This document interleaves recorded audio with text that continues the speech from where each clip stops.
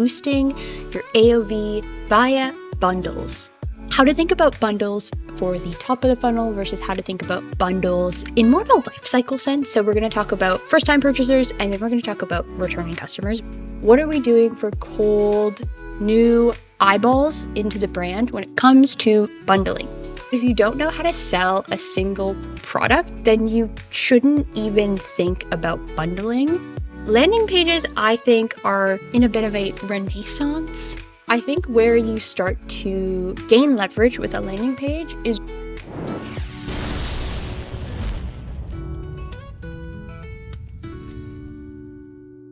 I love working with Pilot House because while we are a performance marketing agency, we really pride ourselves on caring so much about brand and creative.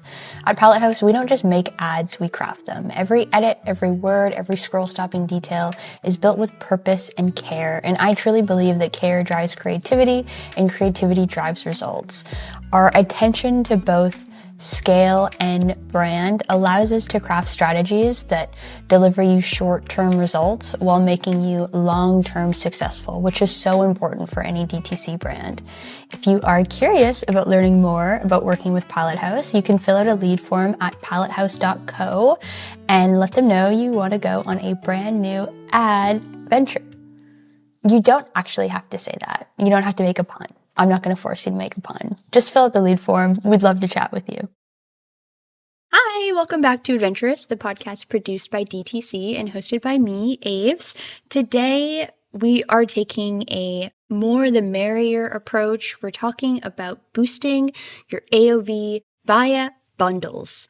Bundles, I feel like, are a sticky subject because if you poorly execute bundles, you nuke conversion, especially at the top of funnel.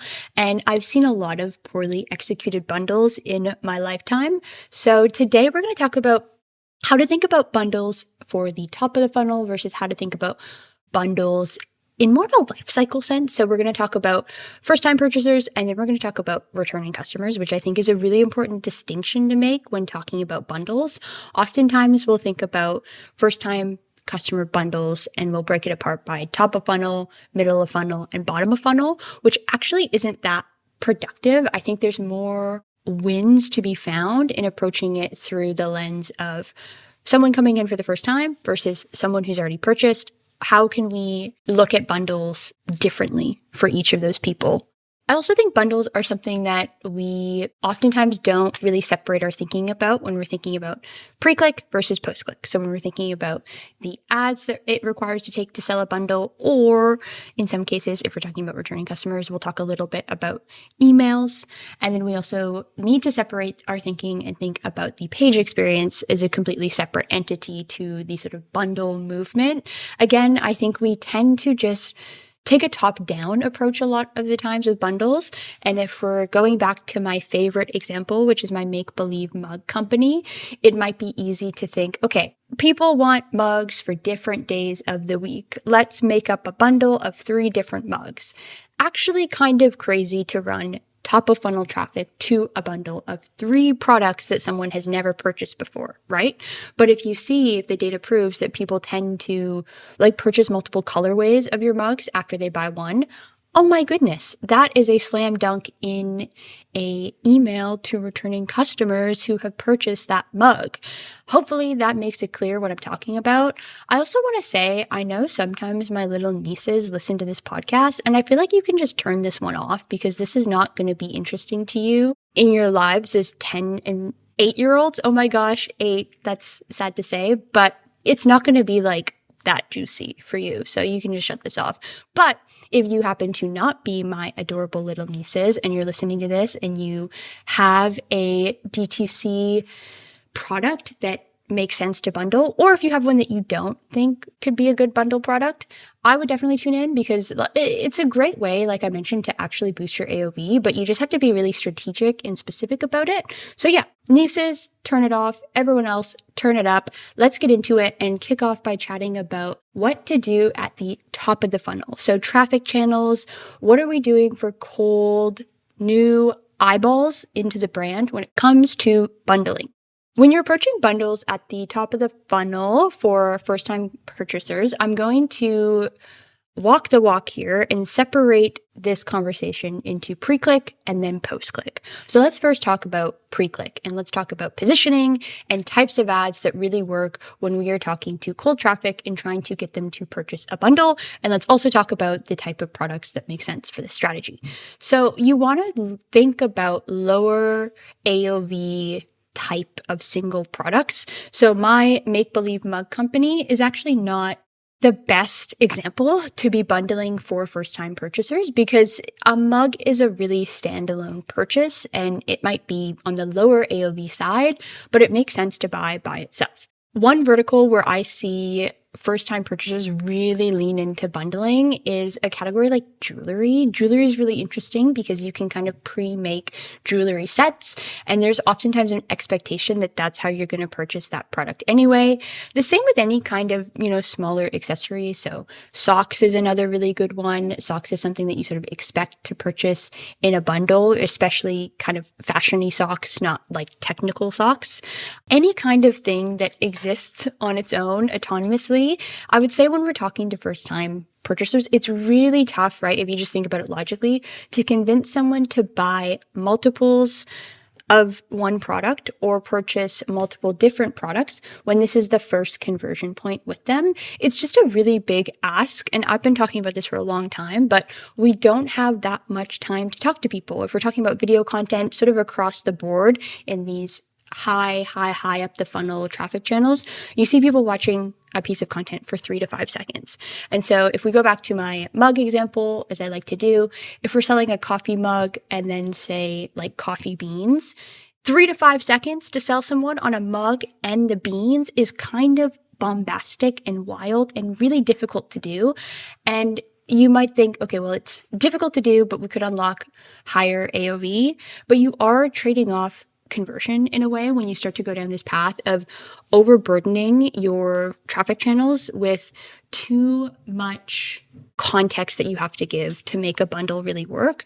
So I'd argue that you probably end up maybe strengthening up AOV if you really crack the code on how to sell a coffee mug and a bag of coffee beans on the first purchase, but you're probably going to sacrifice a lot in conversion. And I am a true believer in just like pumping conversion on those traffic channels and really letting people come in with the lowest amount of friction possible. And that's oftentimes, unless you're in one of those verticals like I mentioned, so jewelry, socks, anything kind of like small that you expect to purchase bundled, easy, go for it. People expect that anyway, but anything that exists autonomously and also anything that's like almost at a luxury price point. So if my mug is like a $200 travel mug, again, adding something else to that conversation is just really muddying the water, and it makes it really difficult to find wins from a creative point of view. A really like simple way to think about this, and I feel like I say this to people as feedback, but if you don't know how to sell a single product, then you shouldn't even think about bundling, because again, you're just muddying the waters. Where coming back to something like jewelry, if you can't sell a single product, like bundling things together can sometimes help, again, because it's more of a like stylistic choice and it's more expected in that vertical. But if you don't know how to just sell one autonomous product, do not go adding things in. It just makes things more complicated. That is a very quick rundown on like sort of the strategy behind how you want to think about bundling for traffic focused channels. I will say for content and creative types, what I try to do is start with a foundation, not try, in fact do. I do start with a foundation that is strong. So again, let's say we're looking at jewelry as an example. If I am looking to sell bundles and they are made up of a bracelet stack. It's a couple different bracelets. The girlies love bangles. I have been on the hunt for a really good pair of bangles, hoping to find some soon. But if I'm looking to buy bangles, I'm probably looking to buy a couple that are complementary. So it might in fact make sense to bundle, give me a little bit of a discount. I'm probably going to buy that. So when I'm looking to create content for that, I want to show the pieces that are involved in that bundle as a full product by themselves. And I want to show the product and balance it with a bit of bundle discount messaging. And so that can be done, I think, most of the time in your actual ad copy, but you really want to make sure that you are showing both because, again, we're working with a lot of consumer expectation here. So anytime that you're buying multiple pieces from a jewelry brand, or like I mentioned, socks, you expect to get some kind of discount pricing. So layering that in, as well as just adding really high quality lifestyle content of the product, usually is going to kind of do the trick at the top of funnel, gets people in the pipeline of the brand. And I also think I won't go too in depth to this because we've talked about it a lot on the podcast, but you really want to understand sort of the visual language that your customer is speaking. And so I've talked about this in different episodes, but really figuring out how to shoot that content in a way that immediately draws their attention into the product and your brand, makes them feel part of the world. And then again, layering on that bundle pricing. Those two things, when we're talking first time purchasers, are usually like a really easy slam dunk duo. It just takes a lot of testing to understand like what the content should look like visually. But I do believe, especially things that are so subjective, any kind of like fashion adjacent business, you really want to make sure that you're spending time on like capturing that high quality content that speaks the same visual language as the rest of your sort of target segmentation and personas feeds. The next step to this, like I mentioned, I'm going to walk the walk, break things out, is I want to talk about how to handle this type of bundle in this type of vertical on the post-click side. So this is something that we have been talking about internally at Pilot House, and I've also been talking to folks externally about a lot, which is landing pages. Landing pages, I think, are in a bit of a renaissance, to be honest. I think there was a period of time where landing pages existed to just exist, and we were like cramming them between an ad and a PDP, and there wasn't always a whole lot of strategy behind that. Like, we're just creating friction for people in a lot of places, I believe. Like, we being just kind of industry standards, like I feel like all of us can remember that time where landing pages were just sort of everywhere and a part of everyone's plan.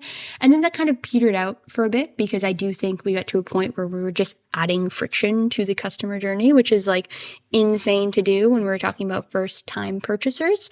But what I have seen is landing page coming back because there are new ways of, first of all, building highly functional pages depending on AI functionality, which is really kind of cool and interesting to see that folks are able to, pump out a page that functions in the way that it should much quicker. So it makes it a lot easier to make a landing page that provides value to the journey rather than just, again, cramming this weird middle of the click to purchase area. It didn't make any sense. I was really kind of doing that as well. I think a lot of people were. You're just putting a landing page in there and being like, oh, we're going to add social proof, but there was no real value added to the customer. So when we're talking about these types of bundles, so we'll go back to the bangle bundle, it's really interesting to think about how you would present that on your website. So one option is, of course, like adding sort of a bundle maker to a PDP. You can also set it as a standalone product. This is my preferred method if we're especially in, again, any of these adjacent sort of verticals. Standalone product pages for a bundle of 3 bangles. Love. Makes it really simple. Can also add a description about why, purchasing these 3, it's a set, we made it all goes together, perfs. So if you are looking at something like that, you have to really step back and think, what is the purpose of shoving a landing page between the cute little reel they saw of a girl wearing the bangles on a beach? That would work on me. I feel like I've seen that on Pinterest and was like, okay, let's go. And then running them straight to the PDP that is specific for that bangle bundle, it makes it really easy. And again, if you kind of lead on the page with product information, but also the benefits of buying that bundle. So whether it's, getting 25% off versus buying the bangle separately, really leaning into the offer there. I think where you start to gain leverage with a landing page is really in exclusivity, which is why I think it's important to separate this conversation about bundles into landing pages and subsequently into repeat customers versus first-time customers, because you can offer a first-time customer something different, and that doesn't mean something better, okay? Do not get it twisted. I do not believe in offering people really good offers to get them into the fold and then not taking care of them. If you're a lifecycle marketer, shout out. I think that we do tend to pay a lot of attention on getting people into the world of our brand, into the pipeline, which makes a lot of sense. That's where a lot of growth happens. But it's so important to harbor a really caring relationship with your customers. So I am in no way saying that you should give them like a giga good offer just to get them in and then ignore them.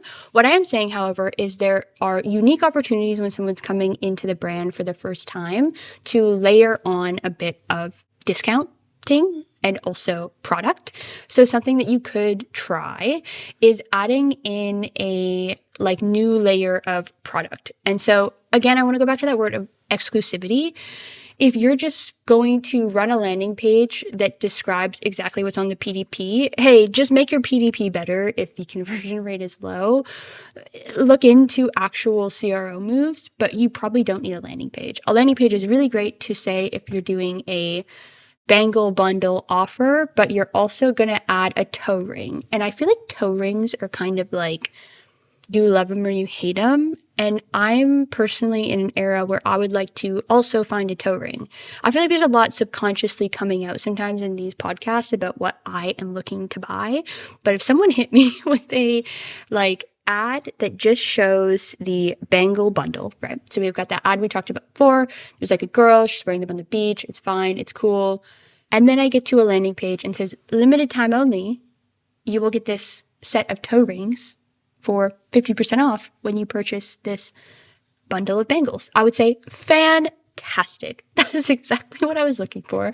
This was geared precisely towards me, and I'm buying both. And then you've got a nice little cheeky AOV boost, and you've also got someone who's getting exposure to more products, which is really important if you have like a wide range of SKUs to get someone immediately bought into the brand as a whole instead of a single product is such a meaningful win at that stage.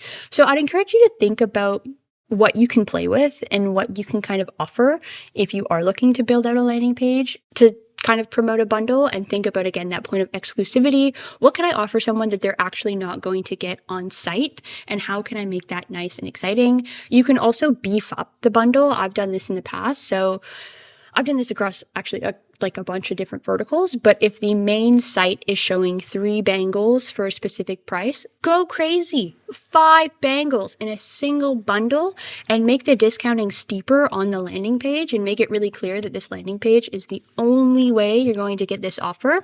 And that's another really great way to kind of tick up AOV with products that make sense. I mean, some people might think that 5 bangles doesn't make sense, but I think it makes a whole lot of sense. I would definitely wear it. And like bangles are one single example. I think, again, socks are a really easy one. There are a ton of different products like this where people tend to buy in bulk anyway. And so unless it's let's freeze here and I'll give you a warning, unless it's a consumable, in that case, don't kid yourself. It is really hard to get people to buy a bunch of something that they haven't tasted yet, if we are looking at consumables. But for things that are just like apparel, give it a try. And again, really think about exclusivity and really also think about layering that strategy of how many different product categories can I expose this first-time customer to in a way that doesn't add friction to them coming into the fold and actually making the purchase. It then creates a lot of opportunities, which we're going to talk about in a bit, about down flow, life cycle, follow-up, retention flows, and it allows you to kind of say, hey, you bought these toe rings. We just launched new toe rings. You know, there's like lots of good stuff to unpack if you do have a high SKU volume, lots of different stuff that you can do once you expose them to multiple parts of your business. And again, then you're not selling someone on, say, like a really cute pair of bangles. You're ultimately selling them on the brand, which is much more important in the long run. Okay, the next thing I want to talk about is bundling for returning customers. This is very interesting and I love it, and I've been playing around with it a lot in 2026 so far, and I plan on playing around with it more as the year comes. But the idea of creating bundles that play really well with a returning customer is something that I admittedly haven't thought a lot about in the past, because I've been so, like I mentioned before, like I think we can all get so caught up sometimes in traffic in top of funnel channels, and it's like, how do I get more people into the fold? And sometimes we do forget about, you know, the full life cycle of customer, and we do forget about how much how much there's to gain by really tending to and taking care of people already within the world of our brand. And so I really started to think about how I could look into the ways customers were shopping brands and products. And I started to really put some effort into identifying behaviors in repeat customers. And what I mean by that is, let's go back to the mugs. Bangles are out. Bangles were perfect for the last one. Let's talk imaginary mug company, because I think it really lends itself to this example. So say I think I said $200 earlier. That is a bad example and honestly a bad investment. You should not buy a $200 mug. But say I sell like, what's a reasonable price? $40 mugs. That is kind of upper echelon, but I actually sell the greatest coffee mugs ever made. Let's say that. So my greatest coffee mug ever made is $40. I'm just going to try to get people to buy one when they are making a first time purchase. I will, utilize a tool to add things as cart bumpers, but I'm not going to go nuts on a bundle because I know that that is an expensive price point for the product. And I know that it is important to drive a conversion more so than drive AOV when we're kind of talking about products in this like elevated space. We really want people to get exposed to my coffee mug because it is the best in the world. And so again, I want to remove friction in any way possible. And so most likely I'm going to focus on the sort of first half of someone's life cycle with my brand on just driving that conversion from the beginning. But here's where things get really juicy and really exciting to me and really fun. Like I mentioned, I've been playing around with this a lot.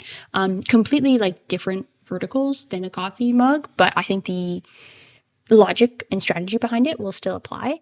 You'll start to notice patterns when you start to break down your segmentation by personas. And this is something we do a ton at Pilot House. This is something I've done a ton for a long time, but really thinking about each persona as a totally different entity in a way, because if you have a brand, especially like a coffee mug brand, lots of different people are going to buy a coffee mug. It's not like, maybe with the bangled example, you can make some assumptions and do a lot of very general content. But with something like coffee mugs, when there's such a wide array of possible customers, it's so important to niche down and really understand who your personas are so you can intentionally market towards them. So let's use two examples. I kind of just learned what this word meant. I've always used it, but I didn't know the lore behind it. But a yuppie. Let's say one of our personas is young, female, corporate yuppie. She loves the mugs. And the other persona this is feeling very gender stereotypical, but the other persona is like, works in the trade dude. Because these coffee mugs, you guys, I'm telling you, my imaginary brand, best in the world. They hold up really well. They are perfect for the office or the work site, and everyone loves them. So let's say those are two identified personas. We've done the work, we've done the research, we know that the product works really well. We might notice that our young woman corporate yuppie, she is a big gifter. So she purchases one mug for herself, and then what we can tell, kind of peeling through data, Lifetimely is a really good tool for this, but we can look at her sort of purchasing journey and see that around holidays, so maybe Valentine's Day, maybe Christmas, she is coming back and she's buying multiple mugs. And we can also see maybe that she consistently comes in, purchases mugs, and gets like an engraving type of specialty on them. That is very exciting, very cool to see. So again, we can make the assumption that she buys one for herself and then she is like gifting after that. Other side, I don't really know why I, again, gendered these, but if we're looking at like a sort of in the trades man, let's say that his purchasing pattern is he actually goes in, he buys one version of the mug, and then he's looking at different sizes, and he's also looking at like different lids and functionality. So maybe there's like one lid that just screws on type that you can put on the coffee mug when you're like packing it away. There's one that like has a straw because this guy loves iced coffee. These are not good examples, but you get what I'm saying. It's like his purchase history is more based around like functionality in a way, and he's looking at expanding his breadth of product as opposed to, just repeat purchasing the same thing over and over again. So that is the sort of setup for this example. We're looking at someone who gifts a lot, and then someone who purchases based on functionality and breadth of product. So if I am looking to create a bundle, let me ask this to the class. Would you create the same bundle for both of those people? Absolutely not, because they are purchasing in totally different ways. And if you haven't really done the research and the thinking and planned strategically around what each person needs, I think that this is also when sort of returning customer bundles can fall through and feel very fruitless for people and cause a lot of frustration, because we don't do the upfront thinking about what is the actual best bundle for that persona. So let's talk about the gifter first. We can make some assumptions again that putting bundles together around the holidays is going to be so gas for this persona. If we hit them with ads for bundles that show 2 to 3 products as part of a retargeting campaign, and then we also hit them up in their inbox and we show them, again, those 2 to 3 products, messaging around like the easiest way to finish off your wish list this year. Ooh, now that Q4 is done, my like gifting messaging is rusty, but you know what I mean? It's like really focusing on the gifting identity and really focusing on the like savings incurred when you purchase multiples, and doing that both through retargeting, but more importantly in their inbox is such a beautiful sight for me. It's such a wonderful, wonderful, wonderful thing to do. And what I have found anecdotally, this might not be true for everyone, it's less about not sending and flow and more about making sure everyone's needs are represented. So say this email with this specific bundle gets sent to some of those folks who live in the breadth of product world. That is not going to break their relationship with the brand. It's just going to be an email that they're not super interested in. They might decide, that they need to buy some gifts, but it's more about making sure that everyone has an option that's appropriate for them and less about like completely siloing these personas. So again, we hit them with that like message in their inbox, got that great gifting piece. Let's run through this as a thought exercise, because this is very exciting to me, and I would love to actually do this if I had my little mug company. So we're talking about post-click as well here. What kind of again, the same thinking applies where you really want to think about exclusivity. So what kind of fun thing can we throw into the mix that's not going to appear on the landing page for this bundle? I think it's really interesting when we think about returning customers as well. I mentioned this earlier. I see a lot of people just sort of almost forget to pay such good attention. I will say I love working with our email and retention team at Pilot House. Jogo, who has his own podcast, the world's best email and retention podcast, that's what it's called, is like a lifecycle and retention savant.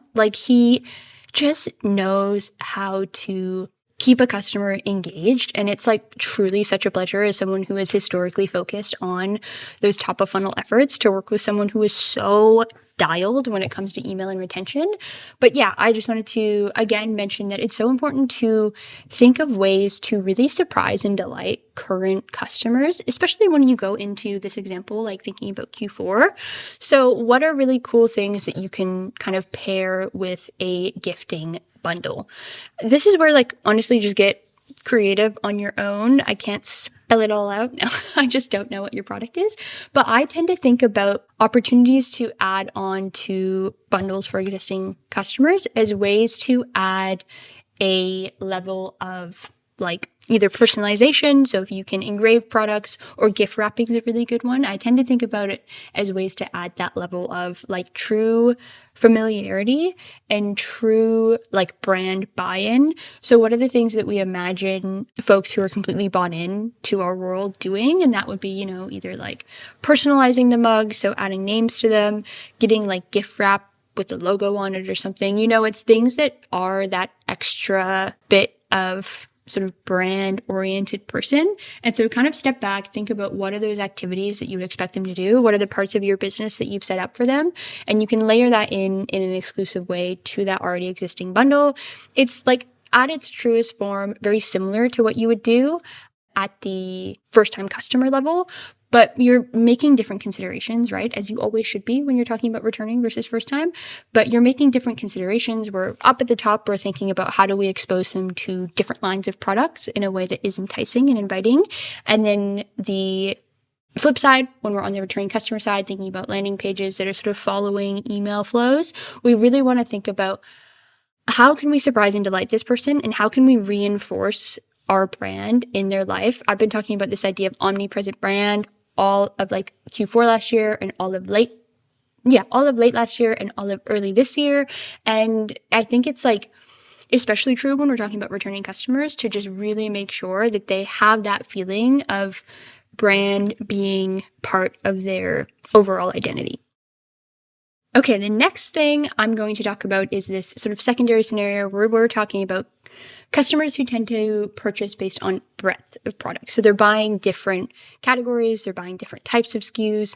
They are very interesting because they are typically functionality based, right? Like they're not a collector. Like I know a lot of brands out there, if we're looking at maybe like CPG as an example, they'll have different flavors of something, like a 4 to 5 different types of protein powder. And it's like, sure, it all works the same, but someone who's like a core customer to that brand is going to be like, oh my goodness, there's a new cookies and cream protein powder. I have to try that one as well. So you see like different variations of this. And it is really interesting because it means that the person is really loyal to the brand in the case of shopping sort of different versions of something. But when you are looking at someone who's buying like true category breadth, you're looking at someone who is probably focused very heavily on functionality over anything else. They like the brand, they appreciate the products, and they want to introduce new ones into their life in a way that like makes sense.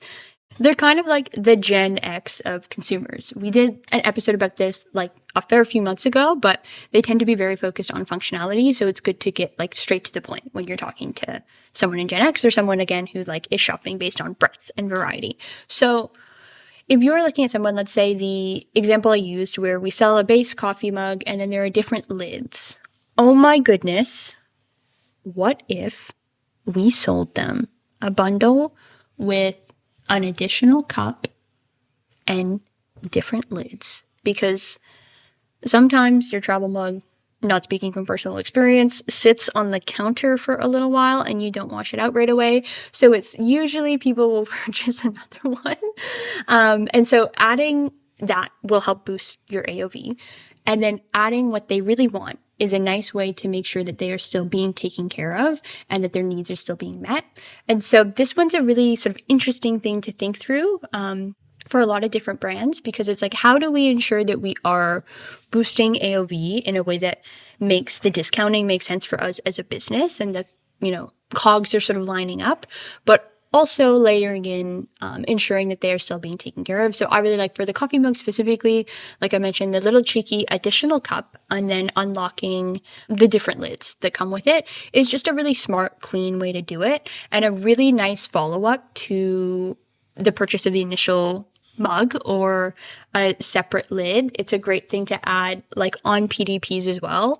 And it's like, yeah, just a really easy type of bundle. Want to talk about how to sort of present something like that, again, on a landing page that makes sense, because the first example I gave was, we're buying a pack, we're saving on our gifts, and then we're adding something in and we're adding that exclusivity there. If we want to talk about how to best utilize a landing page for a bundle where we're looking at core product and then some additional accessories, this one can be really interesting because there's not a lot of value in adding the like surprise and delight features like I mentioned for the other one. And there's not a lot of juice to be squeezed if you just sort of look at it from a let's discount it further point of view. I mean, if you want to, go for it. You are always empowered to discount your products as much as you'd like to. But sometimes I do think people have a knee-jerk reaction to like, if I say make a landing page and make it exclusive, then you might look to deeper discounts on that bundle, that sort of thing. And it is, again, like I mentioned, probably going to be productive, but I think it's more interesting and more worth your time to think of other ways to really add to the experience and make it valuable for someone versus just throwing a little cheeky discount on there, because anyone can do that. So again, walking through core product as well as accessories, something that I have always sort of tended towards with these type of function-based customers is not like BSing them in any type of way. So not trying to get them to add more to their product lineup, rather trying to add security in the purchase. So a way to add value and not quite exclusivity, but we're really focused on the value here because, again, the exclusivity with this kind of highly functional focused persona might not be the best match. So I really want to remove any conversion friction. And a good way to do that sometimes is a warranty. So there is a little bit of exclusivity in it, but it's more of a value drive. So if this isn't something that you offer on your regular site, say you do a 1-year warranty on the regular site, adding in a 2-year warranty and making it limited to this purchase and, this flow, amazing. Beautiful. We love it. Adding something in like shipping protection as well. Like these are kind of boring to think and talk about, but they do really help and they do remove some of the friction from making that conversion. So it's important to kind of go through them, I think, in times like these when we're talking about these very functional folks. But things like that are going to help create that genuine value that I was talking about and make sure that they're feeling comfortable and that they're very happy with the array of products. And that's sort of all you need.